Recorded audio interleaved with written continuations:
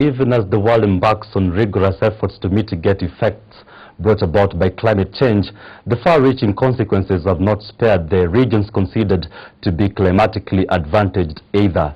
Kenya is no exemption to this, and the perennial drought and famine experience so far depicts so. Against this backdrop, the Eastern Africa Grain Council has launched a Grain Institute, Eagc, that aims at training, mentoring, providing technical agribusiness training and capacity building to stakeholders in the grain value chains, which is in tandem with the solving of the issues of food insecurity.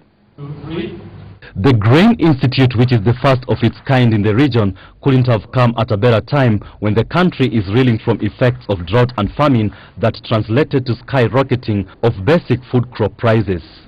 The Eastern Africa Grain Institute is an institute that will be offering training and capacity building on structured trading systems to the grain value stakeholders in the entire Eastern Africa region.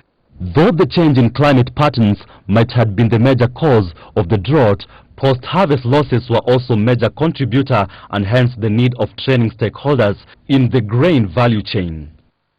Because the kind of losses that the industry is incurring are just not acceptable. And if we are to reduce those losses even by 20 or 50%, it's going to be a lot of more food that will now be available in the market systems to be consumed. And this food now is being eaten by weevils and other insects and doodles. Alluding to the importance of encouraging investment in agriculture, the Eagc chair, Mr. Judah Arapbet, posed a challenge to all stakeholders in the agriculture sector to concentrate on projects that will see food insecurity become a thing of the past. We have so far too long been spectators in food security debate. I believe the time for Africa to feed the world has come. And this calls for bold action and implementation of thought-out strategy. Depending on how the short rains will fare, predictability of a possible reduction in grain prices remain uncertain, says Eagc. So we think that we do have major production issues of grains in the region, and that's going to be an issue. It's likely to push prices upwards. The millers have actually already started sending signals, looking at the stocks that they are having in their own stores, and looking at projections from their daily output. Privy to the factor of unavailability of seeds and other farm inputs that have often bedeviled farmers, Eagc confirms that they have embarked on a mission to introduce other variety of seeds which will go a long way in alleviating this problem.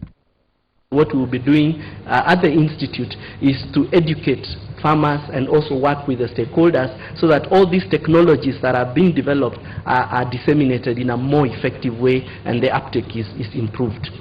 Emphasizing on the need for better storage, Eagc is keen in advocating for storage in warehouses as opposed to conventional domestic stores that do not meet the grain storage standards.